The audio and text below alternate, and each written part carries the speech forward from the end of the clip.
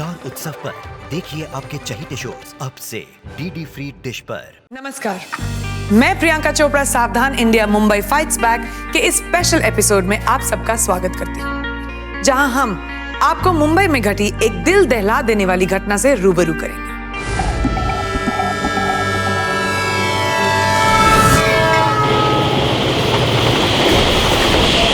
मुंबई एक ऐसा महानगर है जिसकी जीवन रेखा लोकल ट्रेन है।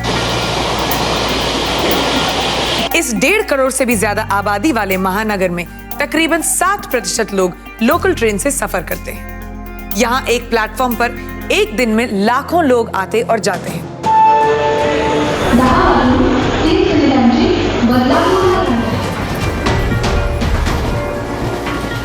कोई इस बारे में सोचता तक नहीं कि कुछ गलत घट सकता है।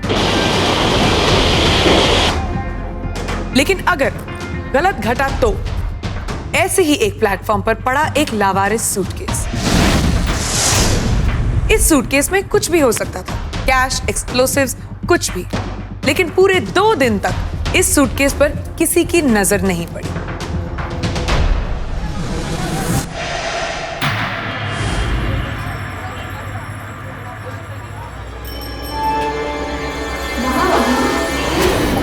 जहां बार-बार ये हिदायत दी जाती है कि किसी भी लावारिस पड़ी वस्तु की सूचना तुरंत नजदीकी पुलिस स्टेशन में दें, वहीं इतनी भीड़ वाली जगहों पर हम और आप इतनी लापरवाही कैसे कर सकते हैं? लेकिन वो सूटकेस पूरे 2 दिन उसी जगह पर पड़ा रहा। आखिर क्या था उसमें?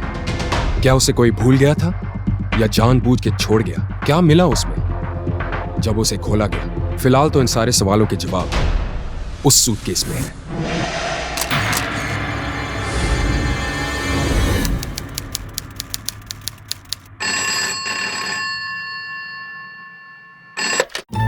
Yes, Inspector Sawant here. प्रशांत, जल्दी से गाड़ी निकालो। सर, मैंने आपको फोन किया सर। आई सर। सर, ये सूटकेस प्लेटफॉर्म 2 पे मिला। सर, प्लेटफॉर्म से तो हम लोग इसे बड़ी सेफली लेकर के आ गए, लेकिन अभी हमें इसे खोलना होगा। Be careful. प्रशांत, पूरे एरिया को कॉर्डन करो और पब्लिक को पीछे हटाओ। चलिए चलिए, पीछे हटिए, पीछे हटिए, सब लोग पीछे हटिए प्लीज।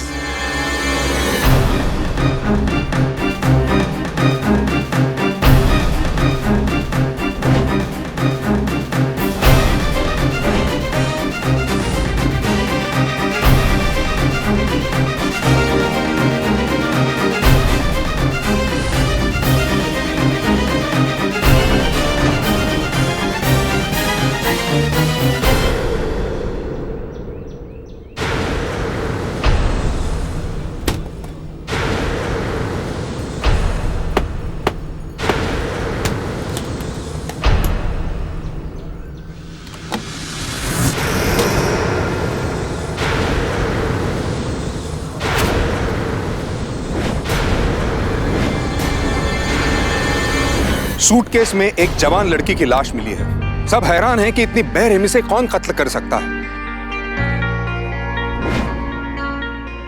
जब पुलिस ने इस केस की छानबीन शुरू कर दी तो उनके सामने ढेर सारे सवाल खड़े हो गए। ये लड़की कौन थी? कातिल कौन था? वजह क्या थी? ये लड़की मुंबई से थी या फिर बाहर से?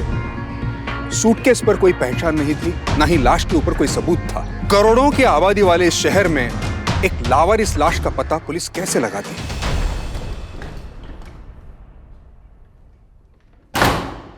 सर, ये है पोस्टमार्टम रिपोर्ट। सर, रिपोर्ट के मुताबिक औरत की उम्र 22 साल की थी। इसकी मौत जहर देने से हुई है और इसे मरे हुए तकरीबन 3 दिन हो चुके हैं। ये औरत 16 हफ्ते से प्रेग्नेंट थी।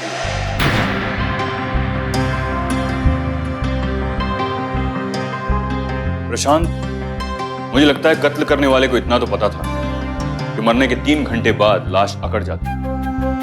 अभी तो पूरी तैयारी के साथ इतना बड़ा सूटकेस पहले से साथ रखा। सर, यह भी तो हो सकता है कि मारने के बाद कातिल घबरा गया हो और उसने जल्दबाजी में आकर लाश को सूटकेस के अंदर डाल दिया हो। हमें दोनों ही बातों पे ध्यान देना होगा। इसी से कोई ना कोई सबूत मिलेगा।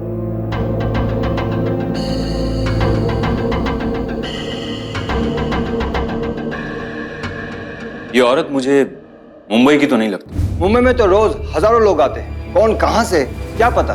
एक काम करो, इसकी तस्वीर सारे पुलिस स्टेशन में भेज दो। 3 दिन से यह गायब है, किसी न किसी ने तो इसकी मिसिंग की कंप्लेन लिखवाई होगी। जी सर। और हाँ, एक और बात, इसकी लाश पर से मिली सारी चीजें और वो सूटकेस यहां लेकर ठीक से चेक करो उसे, कोई ना कोई सुराग उसमें से जरूर मिलेगा।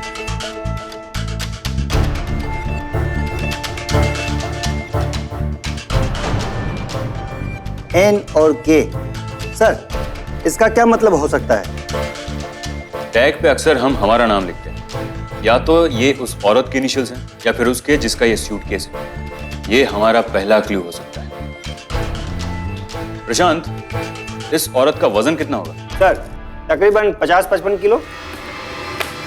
सोचो, 50-55 किलो की एक औरत की लाश को इस बैग के अंदर बंद करके, जो कि इतनी मजबूत नहीं लगती, कुर्ला स्टेशन के प्लेटफॉर्म नंबर 1 से इतनी सारी सीढ़ियां चढ़ के प्लेटफॉर्म नंबर 2 पर छोड़ना मुश्किल होगा नहीं? इस केस को सुलझाना मुश्किल लग रहा है। यह औरत यहां की नहीं थी, इसे यहां लाया गया था।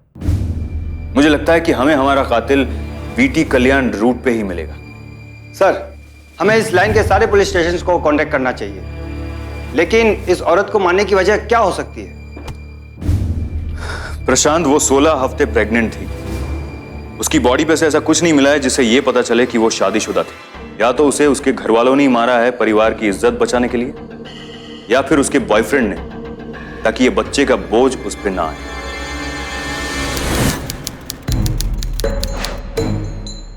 अजीब बात है, फोटो और खबर अखबार में आने के बाद भी इस औरत की लाश को लेने के लिए कोई नहीं आया। इसका कोई परिवार था भी या नहीं?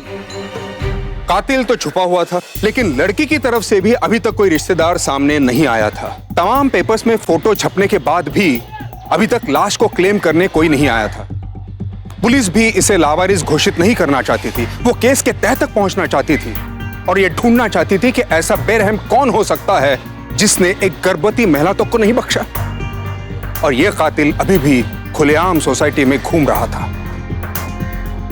लेकिन अफसोस, पुलिस के हाथ में कोई सुराग नहीं था। सर इस औरत के नाम की कोई भी मिसिंग रिपोर्ट नहीं मिली है। हम जरूर कोई ना कोई पहलू अनदेखा कर रहे हैं।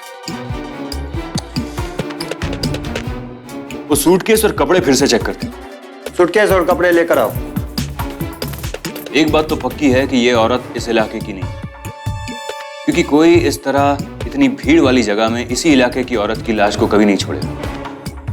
इससे तो उसका पकड़ा जाना और आसान हो जाएगा।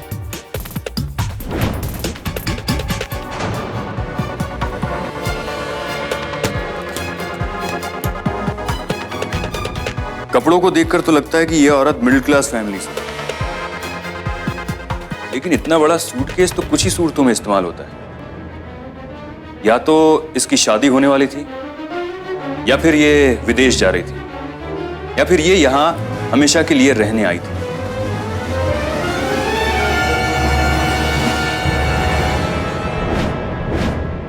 हमें हमारा अगला क्लू मिल गया। इस टैग पर लिखा है MK मुलुंड। इस टेलर का पता लगाओ, यहां चलते हैं।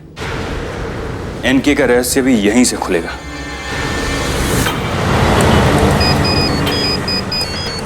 हेलो सर, वो टेलर की दुकान मिल गई है। Good, I am on my way. आइए सर। चाचा, कुछ पूछना था आपसे। जी, ये कमीज देखिए, ये आपकी दुकान की है? हाँ साहब, ये तो मेरी सिली हुई कमीज है। इस औरत को पहचानते हैं? हाँ हाँ, ये तो वही है साहब, निगार नाम है इसका। क्या हुआ? मर्डर हुआ इनका। या अल्लाह। कहाँ रहती है? बोलता हूँ साहब। हाँ, ये रहा निगार। साहब यहाँ 2 गली छोड़कर करीब में ही है। चाली नंबर 11, खोली नंबर 513।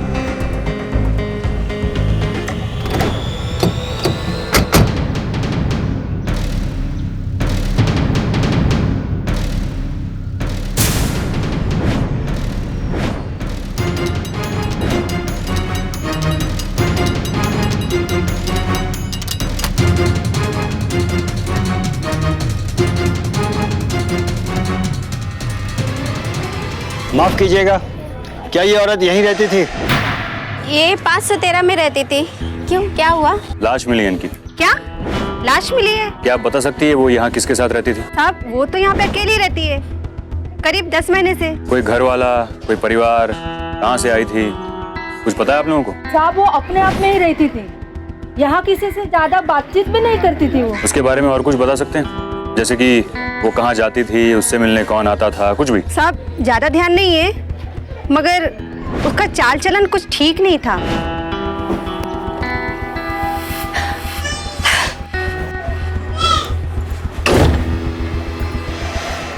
मतलब जरा खुल के बताएंगे? साहब उसके घर पे गुंडे जैसा दिखने वाला आदमी आता था। और दरवाजा ये खोलना।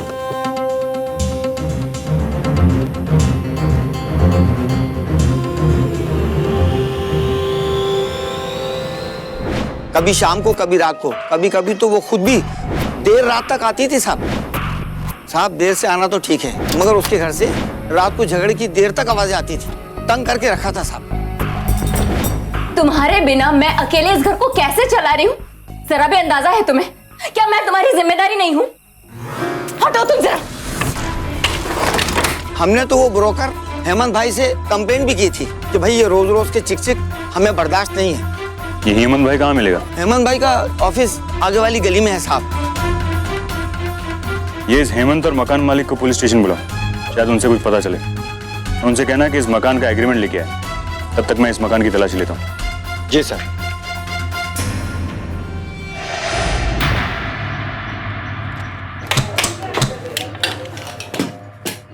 ठीक से तलाशी लो करके।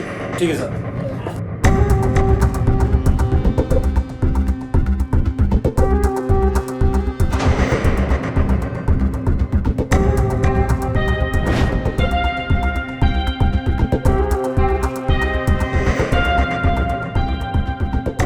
साहब ये पर्चा। ये फोटो तो उसी की है, एसएस हॉस्पिटल। यहाँ जाके पूछताछ करनी होगी। ये एनके की गुत्थी तो सुलझ गई। उस औरत का नाम निगार खान था, अकेली रहती थी और पड़ोसियों का कहना है कि काफी आदमी आते थे उसके घर पे। सर कहीं वो किसी गलत धंधे में तो नहीं थी?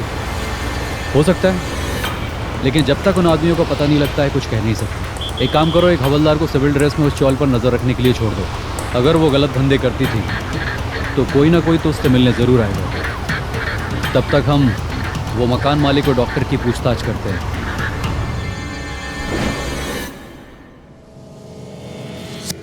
माफ कीजिएगा, मैं डॉक्टर आसिफ खान से मिलना चाहता हूँ। जी वो 3-4 महीने पहले ही दिल्ली चले गए और अब वही प्रैक्टिस करते हैं। परमानेंट एड्रेस शाहजहांपुर यूपी का है। साहब मैंने कोई चेकिंग नहीं करवाई है इस एड्रेस की, तो पता नहीं ये एड्रेस पक्का है या गलत है। ऐसे ही बिना चेकिंग के अपना मकान दे देते हो?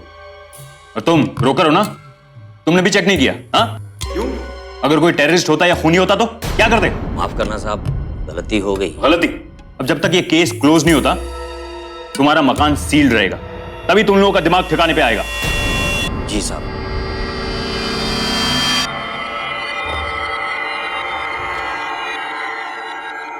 सर ये डॉक्टर आसिफ तो दिल्ली शिफ्ट हो चुका है कुछ 3-4 महीने पहले। ये रहा उसका दिल्ली का एड्रेस। एक काम करो, यूपी पुलिस को कांटेक्ट करो और पता लगाओ कि ये पता सही है या गलत। और अगर सही है तो उनको बताओ कि हम लोग एक मर्डर की तहकीकात के लिए वहां आ रहे हैं। और साथ में दिल्ली पुलिस को कांटेक्ट करके इस डॉक्टर आसिफ को भी मिल लेते हैं। सर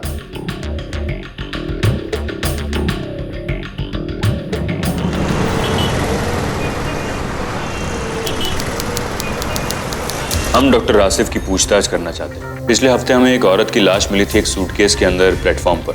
उसके घर की तलाशी लेने पर हमें डॉक्टर आसिफ का प्रिस्क्रिप्शन मिला। हो सकता है शायद उनसे बात करके उस औरत के बारे में कुछ पता चले। आपकी दिल्ली पुलिस पूरी मदद करेगी। Thank you. जी आप लोग? भैया क्या काम है आप लोगों को? जी हमें आपसे पूछताछ करनी है। आइए अंदर आइए। डॉक्टर आसिफ, मैं इंस्पेक्टर सावंत, मुंबई पुलिस। जी कहिए। क्या आप पहले मुंबई में प्रैक्टिस करते थे? जी हाँ, मैं वही प्रैक्टिस करता था। एसएस हॉस्पिटल में। दिल्ली कब आए और क्या मैं पूछ सकता हूँ क्यों? मैं वहाँ पे अपनी इंटर्नशिप पूरी कर रहा था। तकरीबन 6 महीना पहले हमारा निकाह हुआ। मैं यहाँ पर शिफ्ट हो गया और यहाँ पर एक नया क्लिनिक शुरू किया। लेकिन आप सब ये मुझसे क्यों पूछ रहे हैं? क्या आप इसे जानते हैं? उसके घर से आपका ये प्रिस्क्रिप्शन मिला है। ये प्रिस्क्रिप्शन मेरी है और ये औरत मेरी पेशेंट है। लेकिन आप ये सब मुझसे क्यों पूछ रहे हैं? पिछले हफ्ते हमें इस औरत की लाश मिली एक सूटकेस के अंदर कुल्ला स्टेशन में। ओह, एक्चुअली मैं इसका इलाज कर रहा था। तकरीबन 3-4 बार ये हमारे हॉस्पिटल में आई थी। She had viral. एक बार तो मैं हाउस विजिट पे भी गया था। शायद ये प्रिस्क्रिप्शन मैंने तभी दिया होगा। क्या ये अकेली आई थी? मुझे नहीं लगता। इसके घर पे कोई था? मुझे नहीं लगता और मैंने ये पूछना सही भी नहीं समझा। यू नो, हम डॉक्टर्स किसी पेशेंट की पर्सनल लाइफ में इंटरफेयर नहीं करते। डॉक्टर साहब, अगर आपसे और पूछताछ करनी हो तो फील फ्री टू आस्क। मुझसे जितना हो सकेगा मैं आपकी उतनी मदद करूंगा। Thank you doctor. ये डॉक्टर आसिफ तो इन्वॉल्व नहीं लग रहा है और काफी शरीफ भी लग रहा है। अब शाहजहानपुर से कुछ पता चले तो ठीक, और else it's a dead case.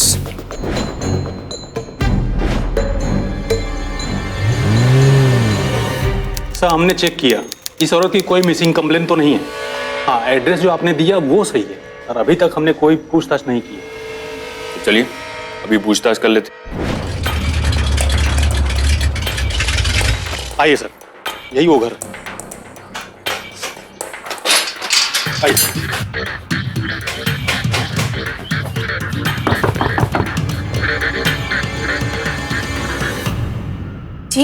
जी, हम मुंबई पुलिस से आए हैं, कुछ पूछताछ करना चाहते हैं।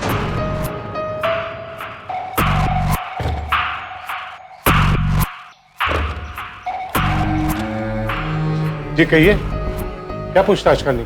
निगार खान का घर यही है? यहाँ कोई निगार खान नहीं रहती। क्या आप इसे पहचानते हैं? जी नहीं, हम इसे नहीं पहचानते।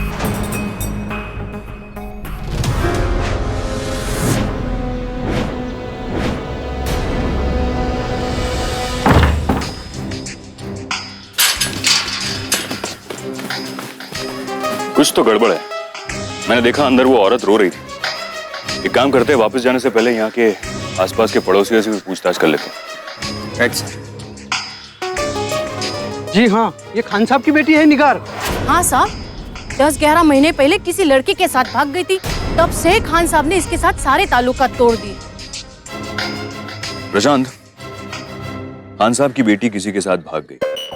उन्होंने अपने ताल्लुकात तोड़ दिए, लेकिन जब उन्हें पता चला कि वो मुंबई में है तो वहां जाकर अपने परिवार की इज्जत बचाने के लिए उसे मार दिया। क्या ऐसा हो सकता है? सर, ऑनर किलिंग के हादसे यहाँ कम नहीं है। उस लड़के के बारे में कुछ पता करें। अब तो ये गुत्थी खान साहब ही सुलझा सकते हैं। एक बार फिर से पूछताछ करते हैं उनकी। आने बोला उन्हें। Okay sir. किसने बुलाया है हमें यहाँ? खान साहब, आपने कहा आप इस औरत को नहीं पहचानते। जी नहीं जानता। अगर मैं कहूं कि इसकी लाश मिली है तब भी यही कहूंगा कि मैं नहीं जानता। हाँ, बिल्कुल सही है। अपनी बेटी को मारकर कोई क्यों पहचानेगा, है ना? हमने नहीं मारा है उसे, उसने मारा है मुझे। जीते जी, हमने तो उसका निकाह तय कर दिया था। मैं तुम्हारे बिना कैसे रहूंगी? मैं जान दे दूंगी लेकिन किसी और से निकाह नहीं करूंगी। देखो, अब्बा ने मेरा निकाह किसी और से तय कर दिया है। समझते क्यों नहीं? कुछ करो प्लीज, जल्दी। वक्त बहुत कम है। तुम नहीं आओगे? अब्बा, तुम निकाह वहीं करोगी जहां मैं कहूंगा, और दोबारा से तुम्हें फोन पे बात करते देख लिया तो तुम्हें जान से मार दूंगा।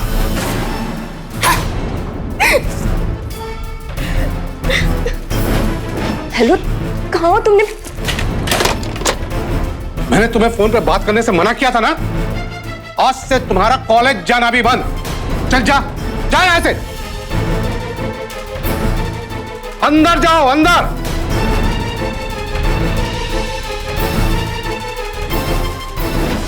अबू और अम्मी, मैं अपनी जिंदगी किसी और के साथ बिताने की सोच भी नहीं सकती। मैं जा रही हूँ, मुझे खोजने की कोई जरूरत नहीं। हो सके तो मुझे माफ कर देना। आपकी बेटी निगार। उसके बाद मेरे पास क्या रह गया था? सारी बिरादरी में हमारी नाक कट गई थी। उसी वक्त मैंने ठान लिया था कि आज से वो मेरे लिए मर चुकी है। पता नहीं क्या जादू कर दिया था उस लड़के ने मेरी बच्ची पर, उसकी दीवानी बन गई थी मेरी बच्ची। कौन था वो लड़का?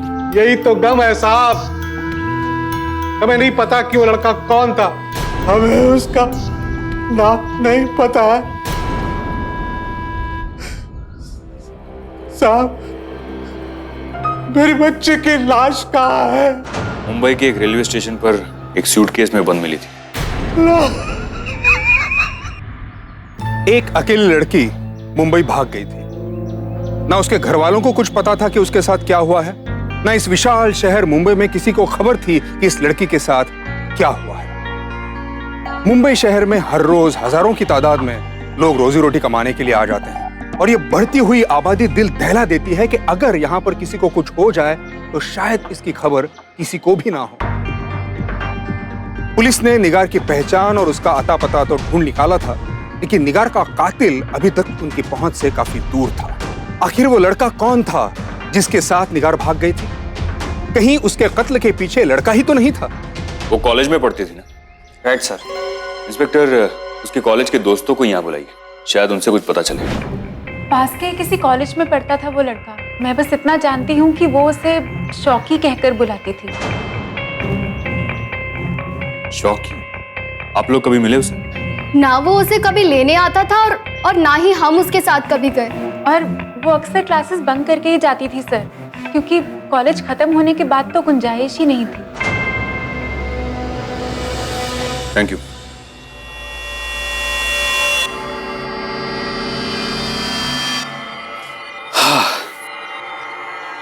यहाँ से तो कोई इंफॉर्मेशन मिलने से रही। यहाँ पे तो किसी को कुछ अता पता ही नहीं। और सर, ऐसा पहली बार लग रहा है कि इनमें से कोई भी झूठ नहीं बोल रहा। प्रशांत, हमें निगार खान के मुंबई वाले घर के आसपास पूछताछ करनी चाहिए, शायद वहां से कोई इंफॉर्मेशन मिले। Right sir. अब पुलिस के पास एक नाम था, शौकी। निगार के कातिल तक पहुंचने के लिए शौकी का मिलना बेहद जरूरी था और इसी सिलसिले में पूछताछ करने के लिए पुलिस निगार के पड़ोसियों के पास फिर से पहुंची।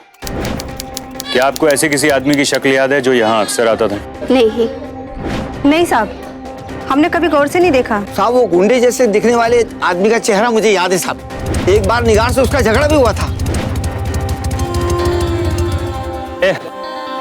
ए सुनना, अरे सुन तो, अरे मेरे से पैसे ले ले, तू कितना लेगी बोलना। बकवास बंद कर अपनी, और दोबारा अगर मेरा पीछा किया ना, जान से मार डालूंगी। भाग यहाँ से। आपको उस आदमी की जितनी भी शक्ल याद हो आप बताइए। जी साहब।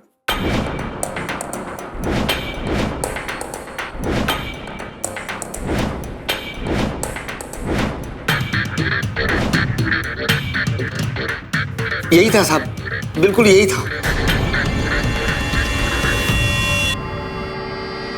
प्रशांत, इस आदमी का पता लगा।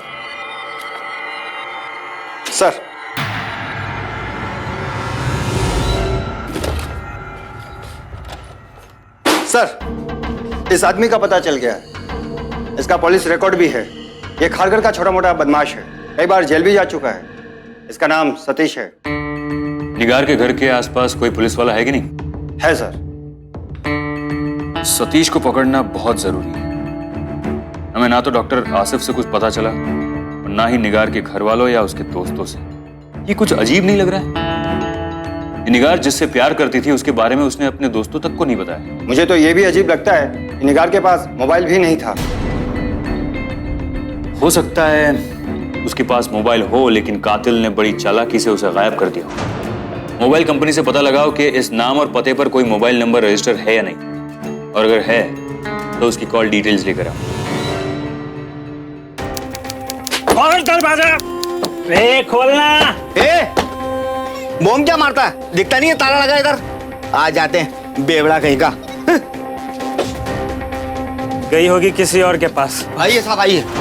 साहब यही वो आदमी है जिसके लिए मैंने आपको बताया था। साहब लेकिन मैंने किया क्या है साहब? जो बोलना है पुलिस स्टेशन में बोलना। चल साले। साहब लेकिन किया क्या है मैंने? सब कुछ बताता है या और आरती उतारू तेरी? साहब अपन ने मारा होता तो फिर ढूंढने क्यों आता था साहब?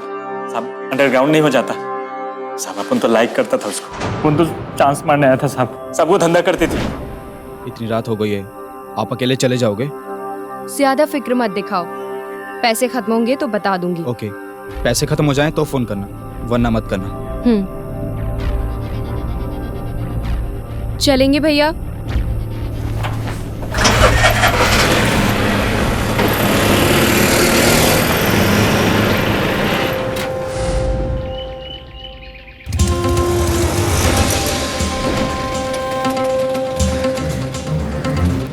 ए सुनना, ए सुन तो।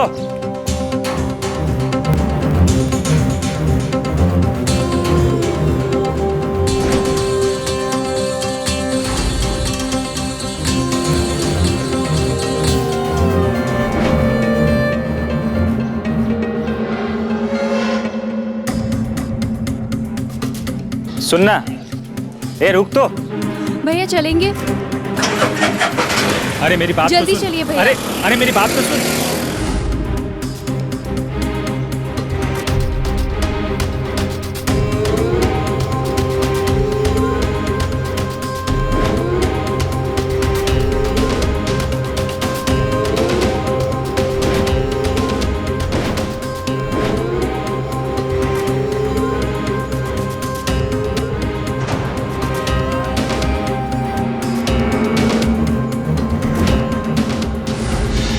सुनना, अरे सुनना, मेरी बात तो सुन। अरे रुक तो। ए मेरी बात तो सुनना। छोड़ मेरा हाथ। अरे तेरे से बात करने का है मेरे को। कोई बात नहीं अरे मेरे से प्रॉब्लम क्या है तेरे को? पुलिस में कंप्लेन कर दूंगी, छोड़ मेरा हाथ। अरे साले क्या दे छोड़ उसको। वो दिखी नहीं साहब। सब मेरे को छोड़ दो साहब, वो छोकरे लोग को पकड़ो ना साहब। बताओ उनका। साहब मैं घर दिखाता नहीं उसका।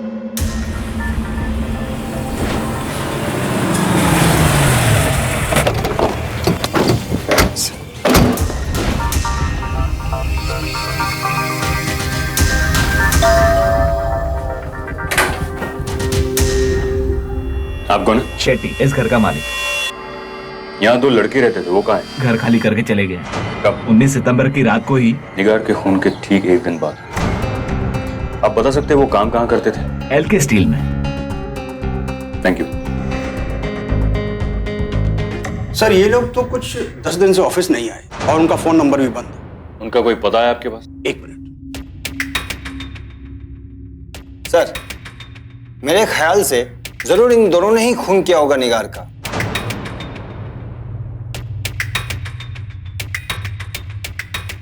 गाजियाबाद यूपी से थे, ये उनका एड्रेस। प्रशांत, यूपी पुलिस को कांटेक्ट कर। सतीश, तू अगर अंडरग्राउंड हुआ ना तो नहीं होएगा साहब, अपन हाजिर देने आएगा ना साहब। Thank you. नहीं साहब, हमसे कोई बात तो नहीं हुई। तकरीबन 10 दिन हो गए, लेकिन हुआ क्या है? खून किया एक औरत का आपके बेटे ने, और अगर आप उसे बचा रहे तो आप भी जाएंगे जेल के अंदर। खून? ये क्या कह रहे हैं साहब आप? मेरा बेटा किसी का खून नहीं कर सकता। आपको जरूर कोई गलतफहमी हुई है साहब। प्रशांत, आसपास के लोगों से पूछताछ करो और आप घर की तलाशी लीजिए। दोनों भाई बहुत ही शरीफ लड़के थे। 1 साल पहले ही बंबई गए थे, बड़ी दिक्कतों के बाद नौकरी लगी थी। मेरा बेटा तो मुंबई नौकरी करने गया था, एलके स्टील में काम कर रहा है। बड़ी मुश्किल से अपने जिगर के टुकड़े को भेजा था मुंबई। वहां हमारा दूर का रिश्तेदार शौकी था, इसीलिए जाने दिया। शौकी? ये शौकी का कोई फोटोग्राफ है आपके पास? नहीं साहब, फोटो तो नहीं है, दूर का रिश्तेदार है। ठीक है, आपके बेटे बखार का फोटोग्राफ लेकर आइए। बखार और उसके दोस्त को पकड़ना हमारे लिए सबसे ज्यादा जरूरी है। हमारे पास उन लोगों के फोटोग्राफ्स हैं, उन्हें सभी पुलिस स्टेशन, बस अड्डा, रेलवे स्टेशन, एयरपोर्ट, सब जगह पे फैला दो। I want them to be caught in any circumstances. Is that clear? Yes, sir.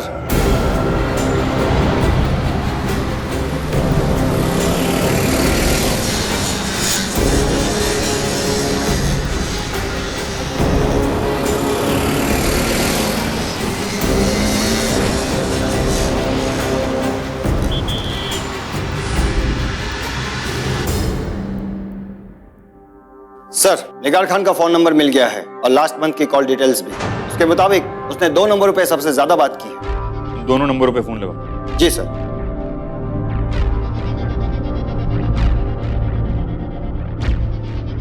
Sir, ये नंबर तो अनअवेलेबल है। दूसरा नंबर ट्राई करो।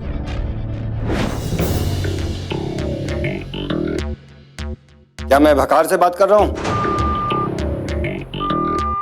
सर, फोन कट कर दिया। इंस्पेक्टर साहब, हमें जल्दी से ये नंबर ट्रेस करना है। जी सर, अभी करवाते हैं। हवलदार। जी सर। ये नंबर लो, इसे अभी ट्रेस करवाओ। जी सर। इस नंबर के बारे में तो हमें अभी पता चल जाएगा, लेकिन वो दूसरा नंबर किसका है उसका पता लगाओ। हो सकता है शायद वो शौकी का हो। जी सर। ओए, फोन क्यों ऑन किया? अरे मैं तो शौकी से बात करके ऑफ ही कर रहा था, पता नहीं कैसे कनेक्ट हो गया। तो फिर क्या कहा शौकी ने? मिलने के लिए बुलाया है। अभी? हाँ, चल। सर, लोकेशन पता चल गई। सर, हमने कुछ नहीं किया। चुपचाप चलो।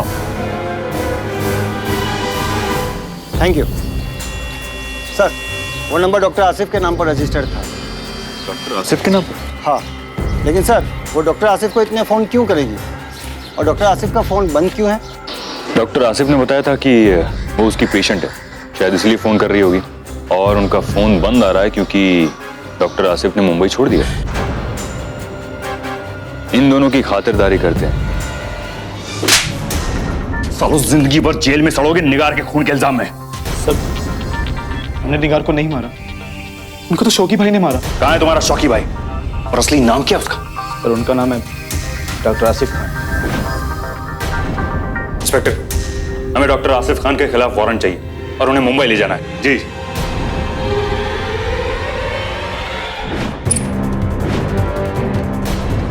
आप मेरी रेपुटेशन के साथ खेल रहे हैं। वारंट दिखाइए। वारंट? ये रहा वारंट। हम तुम्हें तुम्हारी पहली बीवी के खून के इल्जाम में गिरफ्तार करते हैं। तुम्हारी रेपुटेशन की तो आपको कोई गलतफहमी हुई है। मेरी कोई पहली बीवी नहीं है। हमें कोई गलतफहमी नहीं हुई है शौकी।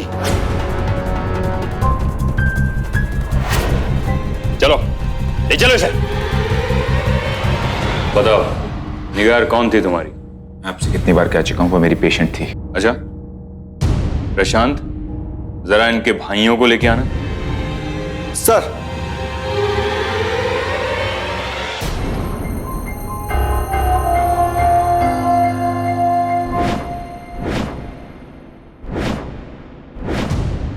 अब भी तुम यही कहोगे कि निगार तुम्हारी पेशेंट थी? हाँ, वो मेरी बीवी थी, लेकिन मैं क्या करता। सर, आप यहाँ? बेटा, मैं तुम्हारे काम से बहुत खुश हूँ। तुम एक बहुत ही मेहनती और अच्छे डॉक्टर हो। मैंने दिल्ली में एक अस्पताल खोला है और मैं चाहता हूँ कि तुम दिल्ली जाकर उस अस्पताल को संभाल लो। Thank you very much sir. बेटा, मैं तुमसे एक और बात पूछना चाहता हूँ। जी, कहिए सर। मैंने बहुत से डॉक्टर्स देखे हैं, मगर तुम एक बहुत ही होनहार और ईमानदार डॉक्टर हो और मेरी बेटी भी तुम्हें पसंद करती है। मैं चाहता हूं कि तुम मेरी जिंदगी की 2 सबसे जरूरी चीजों को संभाल लो। एक तो मेरा हॉस्पिटल और दूसरी मेरी बेटी। वो मुझे अपनी बेटी से निकाह करने के लिए कह रहा है। निकाह? किसके निकाह की बातें हो रही हैं?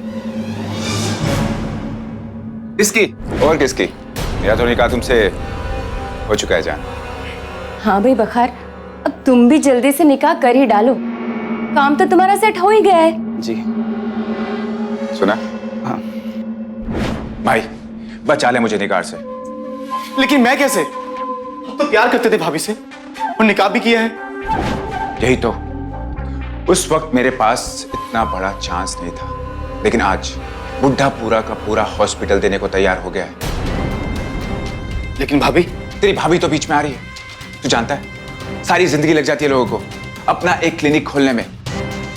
उसकी इकलौती बेटी से मेरा निकाह हो गया, तो यहाँ का हॉस्पिटल भी हमारी जेब में होगा।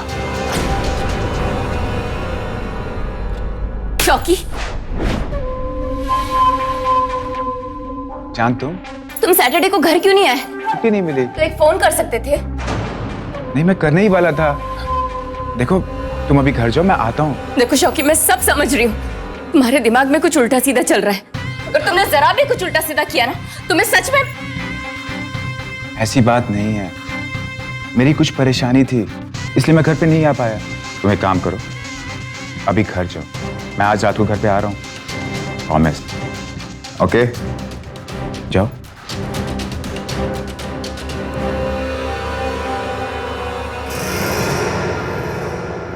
सर, मैं आपका बहुत शुक्रगुजार हूँ कि आपने मुझे इस काबिल समझा। लेकिन सर, मैं आपसे एक बात पूछना चाहता हूँ। सर, आप ये हॉस्पिटल मुझे इसलिए सौंप रहे हैं क्योंकि मैं आपकी बेटी से निकाह करने के लिए तैयार हूँ, या मेरी काबिलियत की वजह से? Asif, you are a man of principles. तुम नहीं, मैं तुम्हारा शुक्रगुजार हूं कि तुमने मेरी बेटी और मेरे हॉस्पिटल दोनों को संभालने का जिम्मा लिया। I am proud of you.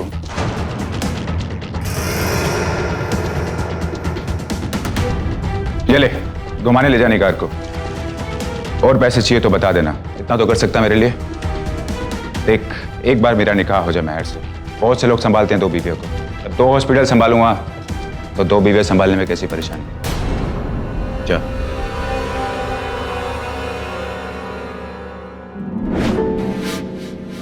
चलिए भाभीजान, कुछ दिन बाहर घूम के आते हैं। वैसे भी यहाँ का माहौल देख के आपका दिमाग और खराब हो जाएगा। और तुम्हारे भाईजान? चिंता मत कीजिए, वो परसों हमें ज्वाइन करेंगे। सच? सच। फिर आप लोग वहाँ घूमना, मेरी छुट्टियाँ खत्म और मैं वापिस। ठीक है, चले? चलो। वो बंद कर दो। चले? निगार के शहर से बाहर जाने के बाद मैंने महर से निकाह कर लिया और इस बात की भनक निगार को लग गई। शौकी, मैं जानती हूँ तुम दिल्ली में हो, और अगर तुमने उस लड़की से शादी की ना, मैं सच कह रही हूँ, मैं पूरी दुनिया के सामने तुम्हारा असली चेहरा लाकर रख दूंगी। जान, मैं काम के सिलसिले में आया हूँ, फोन करता हूँ तुम्हें। अभी एक मीटिंग में हूँ।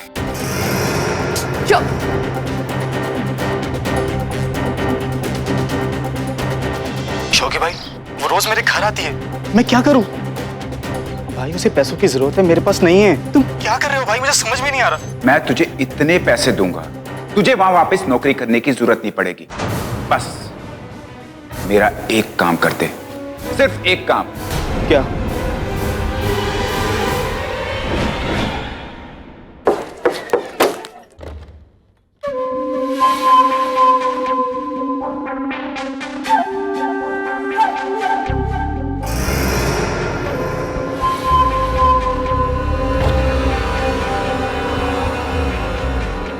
लो, आ गया मैं। अब वापस नहीं जाऊंगा। जान, किसने कहा तुमसे कि मेरा निकाह हो गया? एक्चुअली में मैं तुम्हें सरप्राइज देने वाला था। मेरा प्रमोशन हो गया है, अब हम दिल्ली में चल के रहेंगे जान। सच?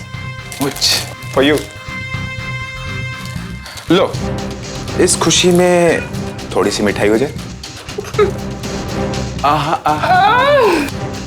I love you, Jan. I love you too. I know.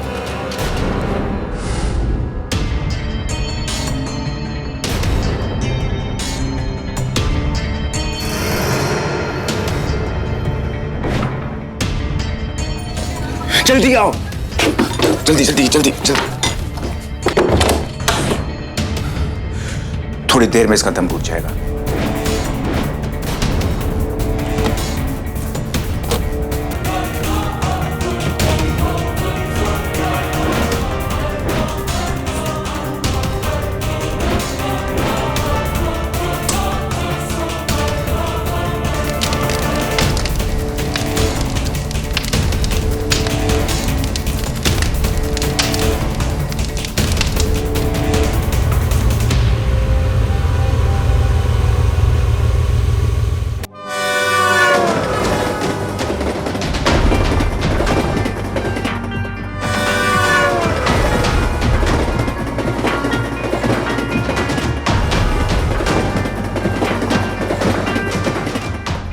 और सिर्फ इसलिए तुमने अपनी बीवी को मार दिया जो तुम्हारे लिए अपना सब कुछ छोड़ कर आई थी। इंस्पेक्टर, हमें तो ये भी नहीं पता कि इसका निकाह हो चुका है। और आपने पता लगाने की कोशिश भी नहीं की कि यह शादीशुदा है कि नहीं।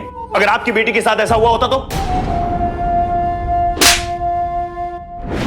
मुंबई, जो एक सुरक्षित शहर माना जाता था, आज हिंदुस्तान के सबसे ज्यादा असुरक्षित शहरों में तब्दील हो रहा है। औरतों के लिए तो मुंबई देश भर में सबसे ज्यादा सिक्योर सिटी मानी जाती थी, लेकिन हकीकत तो यह है कि मुंबई में औरतों के साथ होने वाले क्राइम रोज ही न्यूज़पेपर और न्यूज चैनल के हेडलाइंस बनते हैं। नेशनल क्राइम रिकॉर्ड्स ब्यूरो के रीसेंट रिपोर्ट के मुताबिक मुंबई में पिछले एक दशक में क्राइम अगेंस्ट वुमेन 200% बढ़ा है। जी हाँ, ये एक बहुत ही डरावना सच है। पर सवाल ये उठता है कि आखिर इसकी वजह है क्या? किसी भी देश की प्रगति सिर्फ फाइनेंशियल ग्रोथ नहीं होती। देश के लोगों का मानसिक विकास भी बहुत जरूरी है, जहां मर्द और औरत को एक समान समझा जाए। एक औरत को बेइज्जत करना या उसे छेड़ना मर्दानगी नहीं है, बल्कि उनकी सुरक्षा करना और ऐसे हरकतों के खिलाफ आवाज उठाना मर्दानगी है। जब आपकी माँ, बहन और बेटी के साथ ऐसा गलत होता है तो वो गलत है। तो कैसे आप किसी और माँ, बहन और बेटी के साथ ऐसा गलत होते हुए देख सकते? आसिफ को एक गर्भवती महिला के कत्ल के लिए दफा 302 के तहत आजीवन कारावास की सजा सुनाई गई। याद रखिए, सावधानी से ही अपराधियों से बचा जा सकता है। सावधान इंडिया, मुंबई फाइट्स बैक।